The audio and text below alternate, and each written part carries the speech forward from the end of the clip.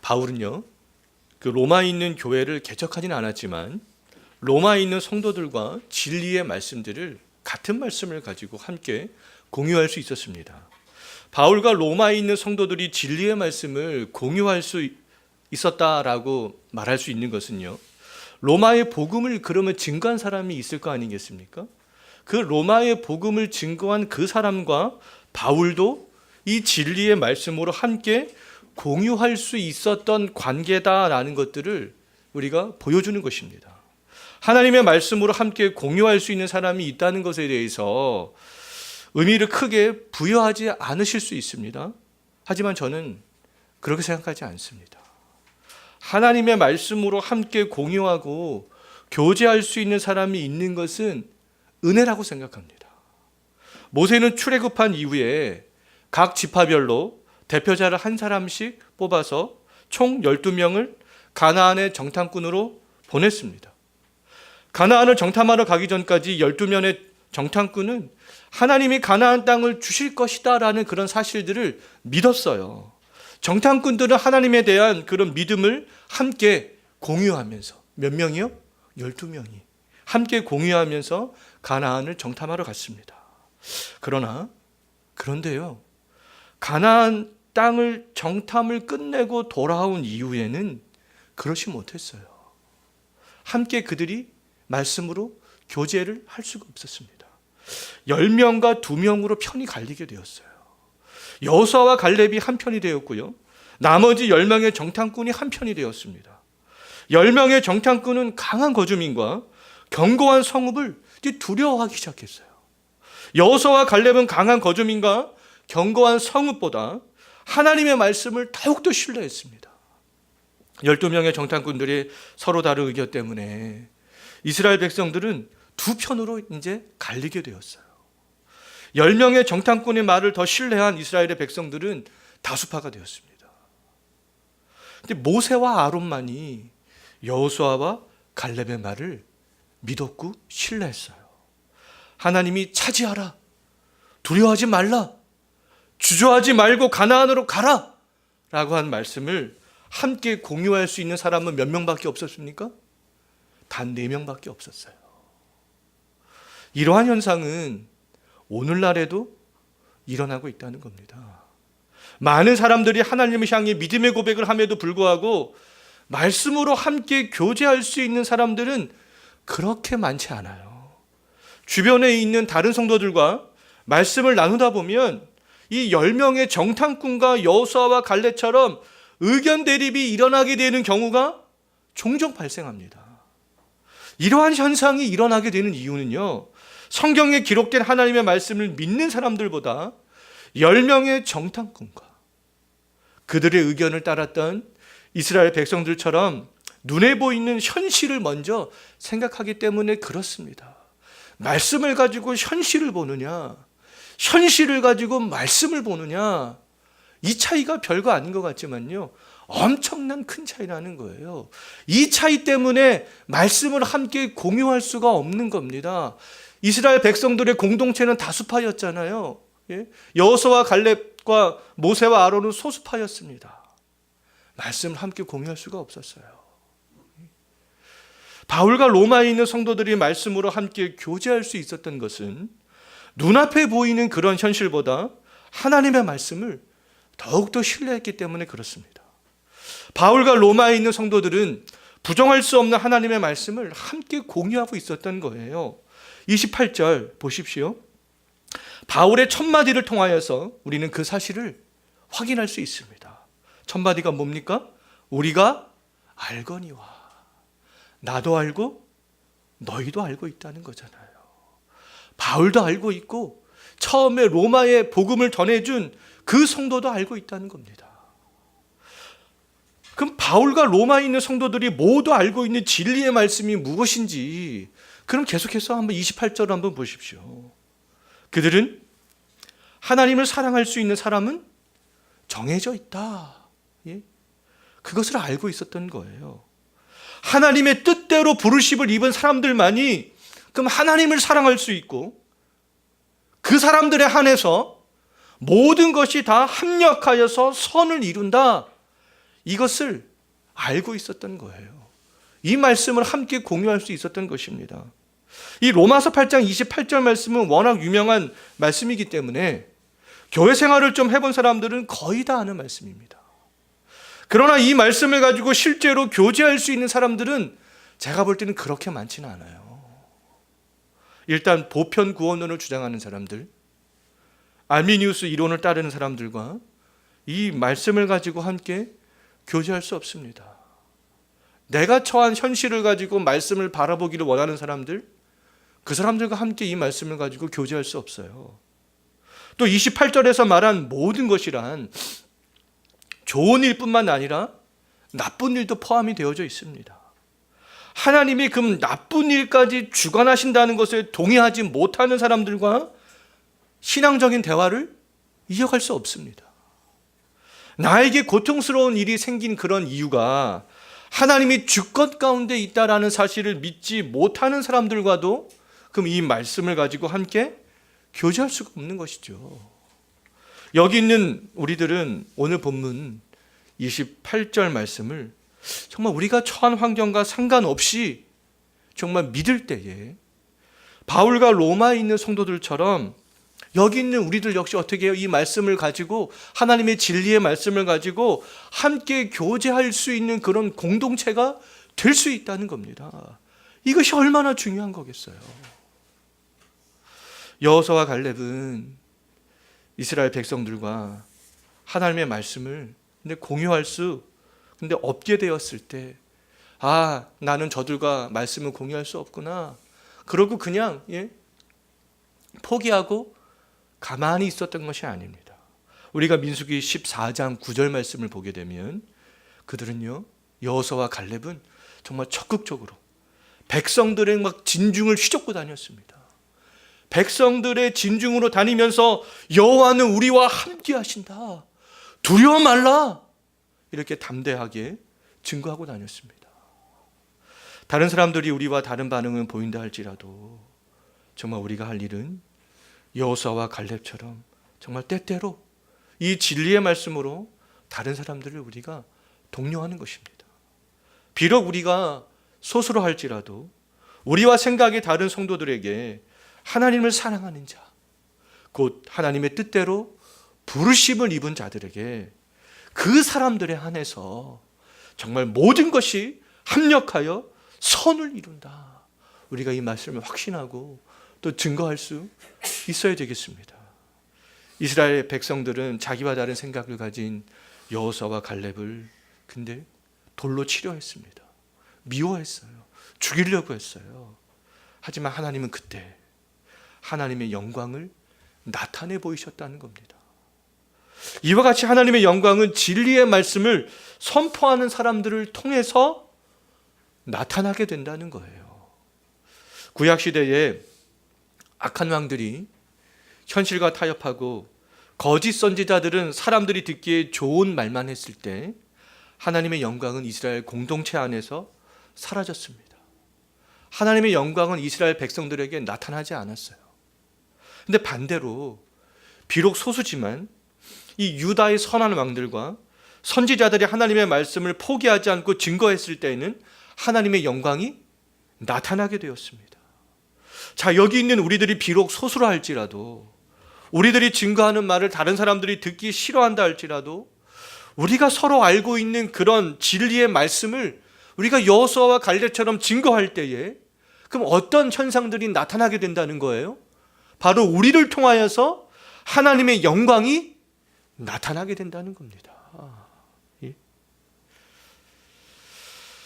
여기 있는 우리들이 증거해야 할 진리는 하나님을 사랑하는 사람, 하나님의 뜻대로 부르심을 입은 사람들이 있다라는 사실이죠. 그럼 세상에는 이 두 종류의 사람이 존재합니다. 하나님을 사랑하는 사람과 하나님을 사랑하지 않는 사람이에요. 그런데 우리가 이렇게 눈으로 볼 때 살아가다 보면 헷갈리는 사람들이 있어요. 이 경계선상에 있는 사람들처럼 보이는 사람들 정말 대단히 헷갈립니다. 이 사람이 하나님을 사랑하는 사람인지 사랑하지 않는 사람인지. 여호수아와 갈렙과 함께 가나안을 정탐하러 갔던 10명의 정탐꾼은 하나님을 사랑하는 사람이었습니까? 아니면 사랑하지 않는 사람이었습니까? 헷갈리잖아요. 헷갈립니다. 근데 결론부터 말하면 하나님을 사랑하는 사람이 아니었다는 거예요. 하나님을 사랑하여 가나안을 정탐하러 간 것처럼 보이지만 그들은 하나님을 사랑해서 간 것이 아니었습니다. 그리고 우리가 여기서 기억해야 될 것은 하나님을 믿는 것과 하나님을 사랑하는 것은 다른 것이라는 거예요. 10명의 정탐꾼은 하나님을 믿었습니다. 하지만 하나님을 사랑하지는 않았다는 거예요. 얼마든지 하나님을 믿지만 하나님을 사랑하지 않을 수 있습니다. 하나님을 믿지만 사랑하지 않는 사람은 구원의 은혜를 누리는 사람들이 아닌 것이죠. 귀신들도 하나님은 한 분이신 줄 믿고 떨 수 있잖아요. 예수를 하나님의 아들로 귀신들도 알아보고 믿을 수 있습니다. 귀신들은 하나님을 믿고 예수님을 두려워하면서 떨지만 하나님을 사랑할 수 있어요, 없어요? 사랑할 수는 없습니다. 우리가 알아야 할 진리는 하나님을 믿는 것에서 그치는 것이 아니라 사랑하는 것입니다. 하나님을 믿는 것은 귀신도 할 수 있는 일이지만 하나님을 사랑하는 것은 누구나 할 수 없다는 거예요. 오직 하나님의 뜻대로 그렇게 부르심을 입은 사람들만이 하나님을 사랑할 수 있습니다. 하나님을 사랑할 수 있는 것은 하나님의 사랑을 맛보아 봤기 때문에, 하나님께서 나를 사랑하신다는 것을 경험해 봤기 때문에 우리가 하나님을 사랑할 수 있게 되는 거잖아요. 자녀가 부모를 사랑하는 것은 부모의 사랑을 맛보았기 때문입니다. 다른 집 자녀가 나를 사랑할 수 없잖아요. 왜요? 나를 통해서 부모의 사랑을 경험해 본 적이 없기 때문에 그렇습니다. 우리가 하나님을 사랑할 수 있는 것은 하나님이 먼저 우리에게 찾아오셔서 하나님의 사랑을 보여주셨기 때문에 우리가 하나님을 사랑할 수 있는 것이죠. 아담의 타락 이후에 하나님은 가인이 죽인 아벨을 대신해 셋을 택하셨어요. 또 셋의 후손 중에 노아를 택하셨습니다. 노아의 후손 중에 셈을 택하셨고, 셈의 후손 중에 데라를 택하셨고요. 데라의 후손 중에 아브라함을 택하셨고, 아브라함의 후손 중에 이삭을 택하셨고요. 이삭의 아들 중에 야곱을 택하셨고, 야곱의 아들 중에 또 유다를 택하셨고요. 유다의 아들 중에 또 다윗을 택하셨고요. 다윗의 많은 아들 중에 솔로몬을 택하셨습니다. 다윗과 또 솔로몬의 족보에 따라 예수 그리스도를 이 땅에 보내신 것이죠. 구약 시대에는 족보 안에 들어있던 사람들을, 또 신약 시대에는 믿음의 가정에 속한 사람들을 언약 자손이다라고 그렇게 말합니다. 구약 시대에 하나님이 택한 사람은 언약 자손 전체가 아니라 언약 자손들 중에 장차 오실 메시아를 소망하고 믿었던 사람들이었습니다. 그럼 신약 시대에 하나님이 택한 사람은 예수 그리스도가 나의 모든 죄를 용서해 주시기 위하여서 십자가 위에서 화목제물이 되심을 믿는 사람들이죠. 하나님의 사랑을 경험할 수 있는 사람은 언약 자손의 범주 안에서 하나님의 그런 말씀을 듣던 사람이에요. 하나님은 하나님의 말씀을 통해서 자기 백성을 사랑하신다는 것을 보여주시는 분입니다. 예수님께서 이 땅에 오신 것은 자기 백성을 구원하기 위함이요, 하나님께서 주신 자들을 잃어버리지 않고 마지막 날에 다시 살리시기 위함입니다. 그럼 아담의 타락 이후부터 하나님의 사랑을 경험할 수 있는 사람은 정해져 있다는 거예요. 최소한 제가 아까 전에 말씀드렸던 구약의 족보 안에 들어있어야 된다는 것입니다. 하나님이 하나님을 사랑하는 자기 백성을 부르시는 것은요, 하나님의 뜻대로 부르시는 거예요. 하나님은 언약의 범주를 정해놓으셨다는 겁니다. 하나님은 언약의 범주 안에 있는 사람들을 하나님의 백성으로 부르신다는 거예요. 그러나 우리가 잊지 말아야 될 것이 있는데요, 하나님이 나를 사랑하신다는 것을 깨닫고 확인하기 위해서는 언제나 우리가 말씀 앞으로 나와야 되는 거예요. 왜냐하면 하나님께서 이 말씀을 통하여서 자기 백성을 부르시고 사랑한다는 것을 확증해 주기 때문에 그렇다는 겁니다. 우리는 하나님이 택한 사람인지 사람이 누구인지 알지 못하잖아요. 그럼 우리가 할 일은 나라와 민족을 초월하여서 복음을 증거하는 것이고요. 사람들이 지속적으로 말씀 안에 거하도록 하는 것입니다. 왜냐하면 하나님이 친히 복음으로 청함을 받은 사람들 중에서 택함 받은 자를 부르시기 때문에 그렇다는 것이죠. 하나님의 뜻 가운데 부르심을 입고 하나님을 사랑하게 되면 하나님을 내가 사랑한다는 것이 자연스럽게 표출되게 됩니다. 하나님 사랑하는 것을 표출하는 통로는 우리의 전인격적인 지성과 감성과 의지가 되는 것이잖아요. 하나님을 사랑하는 표현이 우리의 전인격 중에 어느 한 요소나 두 요소로만 그렇게 표출되는 것이 아닙니다. 균형의 차이는 있을 수 있지만 지식과 감정과 의지, 이 세 요소 모두를 통하여서 표출되게 되는 것이죠. 여호수아와 갈렙은 하나님의 가나안 땅을 주실 것을 믿었습니다. 그들은 하나님을 정말 사랑하는 마음으로 가나안 땅을 정탐하러 갔고요. 갔다가 돌아온 이후에도 가나안을 정복하러 가자고 정말 진중을 다니면서 백성들을 독려했습니다. 여호수아와 갈렙은 하나님을 사랑하는 이 세 가지 전인격적인 요소가 다 표출되었다라고 말할 수 있습니다. 하나님을 사랑하는 것에 정말 최고봉은 여호수아와 갈렙처럼 환경을 바라보지 아니하고 하나님이 말씀하신 그 계명을 지키는 겁니다. 하나님을 사랑하지 않고 믿기만 하는 사람들은 계명을 지킬 수가 없어요. 귀신들도 믿고 떨지만 하나님의 계명을 지킬 수가 없는 겁니다. 씨 뿌리는 비유에 나오는 것처럼 하나님을 사랑하지 않는 사람들은 하나님의 말씀을 듣고도 깨달을 수 없어요. 환난이나 박해가 올 때 넘어질 수밖에 없습니다. 세상의 염려와 재물의 유혹이 올 때 하나님이 원하는 열매를 맺을 수 없습니다. 우리가 진심으로 사랑하는 사람들이 정말 있다면 그 사람을 위해서 무엇이든지 헌신하고 희생하잖아요. 우리는 하나님의 사랑을 체험한 사람들로서 하나님을 사랑할 수 있는 사람들입니다. 우리가 어떤 환경에 처해 있든지 하나님을 사랑하는 것을 포기하지 않았으면 좋겠습니다. 욥처럼 많은 시련 가운데서도 정말 인내하고 예수님처럼 하나님의 뜻을 이루기 위해서 정말 죽기까지 순종하고 사도들처럼 십자가의 복음을 증거함으로 하나님을 사랑한다는 것을 정말 표출할 수 있는 사람이 될 수 있었으면 정말 좋겠습니다. 정말 누군가가 나를 사랑하고 나 또한 그럼 누군가를 사랑한다고 해서 사랑의 관계가 그렇게 친밀하게 형성이 되어져 있다고 해서 항상 좋은 일만 생깁니까? 그렇지 않잖아요. 예? 그렇지 않습니다. 사랑하는 관계가 형성이 되었음에도 불구하고 항상 그 관계 속에는 좋지 않은 일도 생기게 된다는 거예요. 부모가 나를 사랑하고 내가 부모를 사랑한다고 해서 항상 우리가 기쁨 가운데 살아갈 수 있는 것은 아닙니다. 하나님이 나를 사랑하고 나 또한 하나님을 사랑하지만 우리의 인생이 언제나 평탄할 수 없다는 거죠.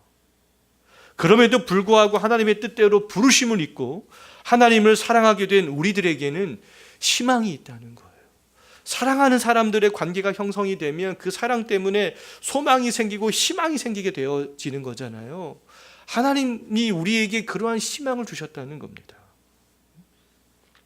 그것이 무엇인지 다시 28절을 보면 나와 있는데요. 우리에게는 그 모든 것이 합력하여서 선을 이룬다는 겁니다. 그 모든 것이란 우리가 인생을 살면서 직면하게 되는 좋은 일과 나쁜 일과 성공과 실패 등 말 그대로요. 모든 것을 다 포함하는 거예요. 지금까지 우리는 다양한 인생의 환경에 직면하면서 살아왔잖아요.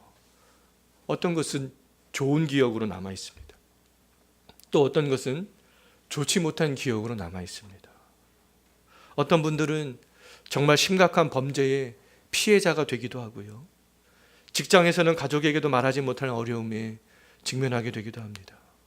또 어떤 분들은 결혼 후에 배우자의 폭력 등 말할 수 없는 어려움에 그렇게 직면하게 되기도 합니다. 경험하지 않아도 될 나쁜 일들을 왜 경험하게 되는지 우리가 잘 이해가 안 될 때도 있잖아요. 정말 때때로 왜 하필 나에게 그러한 일이 발생하는지 하나님을 원망하고 싶을 때도 있습니다. 그럼에도 하나님께서 우리에게 말씀해 주시는 것, 우리에게 희망을 주시는 것은 뭐냐면 하나님의 뜻대로 부르심을 입은 자들에게는 그 모든 것이 합력하여서 선을 이룬다는 거예요. 합력한다는 것은요, 믿음과 행함이 합력하여서 참된 믿음이 되듯이 정말 좋은 것과 나쁜 것 등 모든 것들이 함께 일함으로 나에게 최선이 되는 결과를 만들어내는 것입니다. 좋은 일과 나쁜 일 모두 하나님이 일하시는 그런 방편이라는 거예요. 하나님은 10명의 정탐꾼이 가나안 땅에 대해 악평했을 때 그들을 재앙으로 심판하셨습니다. 이스라엘 백성들이 하나님의 뜻대로 살지 않을 때 하나님은 각종 질병과 자연재난과 전쟁으로 그들을 심판하셨어요. 하나님의 심판의 때에는 많은 사람들이 굶주림과 전쟁으로 죽게 됩니다. 포로로 끌려가 노예가 되죠. 하나님의 심판의 때에는 아이들까지라도 피해갈 수가 없다는 겁니다. 선한 사람도 때때로 여러 어려움에 직면했어요. 하나님은 모세를 세상에서 가장 온유한 사람으로 그렇게 평가하셨지만 이스라엘 백성들 때문에 수많은 고난을 함께 받아야 했습니다. 노아는 당대의 완전한 자라는 그런 평가를 하나님으로부터 받았지만 범죄한 다른 사람들 때문에 힘들게 방주를 만들어야 했고요. 홍수가 끝난 이후에는 예전과는 다른 척박한 환경에서 살아가야 했습니다. 욥은 아무 이유 없이 극심한 고통으로 연단받아야 했던 것이죠. 사도들은 예수님을 증거한다는 이유 그 하나 때문에 전부 다 순교자가 되었습니다. 조선시대에 우리나라에 온 많은 선교사와 그의 가족은 풍토병으로 죽어갔어요. 크고 작은 많은 일들에 직면하게 될 때 하나님의 뜻대로 부르심을 입은 사람들이라면 정말 영적인 안목을 작동해야 됩니다. 하나님의 주권과 하나님의 섭리를 우리는 기억해야 되는 거예요. 하나님은 모든 피조물들을 만드시고 피조물들의 운명을 미리 다 정해놓으셨습니다. 이것이 하나님의 작정이잖아요. 모든 피조물과 피조물의 모든 행동을 하나님의 거룩과 지혜로 지금도 섭리하고 있습니다. 이것이 하나님의 섭리가 되는 것이죠. 참새 2마리가 적정 가격에 팔리는 것까지도 하나님의 섭리 가운데 있어요. 하나님이 허락하지 않은 일들은 이 세상에서 단 한 건도 발생하지 않습니다. 유한한 인간은 무한하시고 전지하시고 전능하신 그 하나님의 섭리를 다 할 수 없어요. 어떻게 이렇게 꼬맹이 아이들이, 우리의 자녀들이 가정을 이끌어가는 우리 엄마 아빠의 생각을 어떻게 다 할 수 있겠습니까? 다 할 수 없잖아요. 어떻게 유한한 인간이 무한한 하나님의 생각을 다 아는 것처럼 그렇게 생각할 수가 있어요?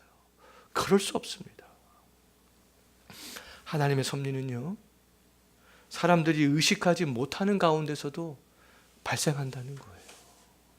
대제사장 가야바는 예수님을 죽일 목적으로 온 민족이 망하지 않기 위해서는 예수가 죽어야 된다 이렇게 말했지만 이 가야바의 말은요, 하나님의 뜻을 드러내는 말이었어요. 정말 예수가 한 사람이 십자가에서 죽어야 많은 사람들이 구원이 이루어지는 거잖아요. 가야바는 그 자신이 내뱉은 말이 하나님의 뜻을 이루는 말인지도 몰라고 내뱉었던 것이죠. 헤롯과 본디오 빌라도와 이방인과 이스라엘 백성들은 합세하여서 예수를 죽이고자 모였지만 실제적으로 그들이 모인 것은 하나님이 우리를 구원하고자 예정하신 것을 행하기 위한 것이다. 사도행전 4장 28절 말씀 보면 그렇게 말하고 있습니다. 그들은 그냥 영문도 모르고 예수님을 그냥 죽이기 위하여서 모였습니다. 근데 그들이 행하는 일들은요, 하나님의 섭리를 이루기 위한 행동이었다는 거예요. 우리가 원치 않는 고통을 당하는 이유를 지금 당장은 정확히 알지 못할 수 있습니다. 그러나 그 모든 것은 하나님의 주권 가운데 있는 것이고요, 하나님의 섭리 가운데 있는 것입니다. 하나님의 뜻대로 부르심을 입은 사람들에게 좋은 일과 나쁜 일 등을 포함해서 모든 일들이 일어나게 하시는 이유는 선을 이루기 위함이라는 거예요. 선을 이루기 위함입니다. 누구에게요? 하나님을 사랑하는 자들에게, 우리에게 그렇다는 거예요. 하나님은 우리가 볼 때 좋지 않게 볼 수 있는 것까지 그러면 선으로 바꾸시는 분이라는 겁니다. 이 선은 하나님의 영광을 위한 것이죠. 하나님의 영광을 바라보도록 하기 위한 것입니다. 우리의 구원을 완성해 가도록 하기 위한 거예요. 하나님은 하나님이 택한 백성들이 하나님을 더욱더 바라보고 의존하며 하나님의 영광을 위한 삶을 살도록 우리 인생에서 모든 것들이 발생하도록 하신다는 겁니다. 10명의 정탐꾼이 하나님의 진노의 심판을 받는 것을 보면서 이스라엘 백성들은 하나님에 대해서 두려운 마음을 가졌어요. 가나안으로 가는 것을 포기하지 않을 수 있었습니다. 가나안의 민족과 견고한 성보다 하나님을 더 두려워할 수 있게 되었던 것이죠. 이스라엘 백성들은 전쟁과 기근과 환난을 당한 이후에 하나님께 회개하고 돌아올 수 있었습니다. 바울은 자기를 힘들게 하는 그런 육체의 가시와 같은 질병을 하나님이 고쳐주지 않았지만 그 질병을 통해서 하나님께서 베풀어 주시는 은혜를 더욱더 깊이 깨닫고 기뻐할 수 있었어요.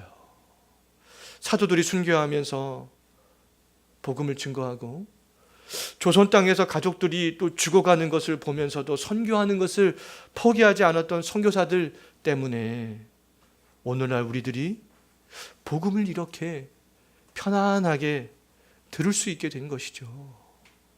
하나님은 이처럼 고통과 환난과 슬픔을 선으로 바꾸셨습니다. 누구를 위해서요? 바로 여기 있는 우리를 위해서, 바로 나를 위해서 지금도 그렇게 일하고 계신다는 거예요. 지금도 우리에게 발생하는 모든 것들도 합력하여서 선이 된다는 것이죠. 지금 우리의 고난이 먼 후일에 내 믿음을 더욱더 견고히 하는 것이 될 수 있다는 겁니다. 과거에 내가 정말 엄청나게 받았던 그 고난이 내가 현재 하나님 앞으로 나오게 할 수 있는 그런 기폭제가 되게 되었다는 것이죠. 현재 다른 사람의 고통이 나의 영적인 생활에 유익이 될 수 있습니다. 현재 나의 환난이 다른 사람들을 하나님께로 나아가게 할 수 있는 그런 방편도 될 수 있어요. 현재 우리의 고난이 우리 자손들에게 선한 영향력들을 줄 수도 있습니다. 내가 원치 않는 일에 직면하게 되었을 때 하나님의 뜻대로 부르심을 입은 우리들이 해야 할 일들은 무엇이겠어요? 낙심하고 좌절하고 범죄하는 것이 아닙니다. 하나님의 영광을 더욱더 바라보고 하나님을 더욱더 의지할 수 있는 그런 기회로 삼는 것이죠. 현재 하나님을 사랑하는 우리에게 기쁨과 성공과 고난과 절망과 낙심 등이 작동하는 것은 우리를 선으로 이끌어가기 위한 방편이라는 것을 기억하시기 바라겠습니다. 기도하겠습니다.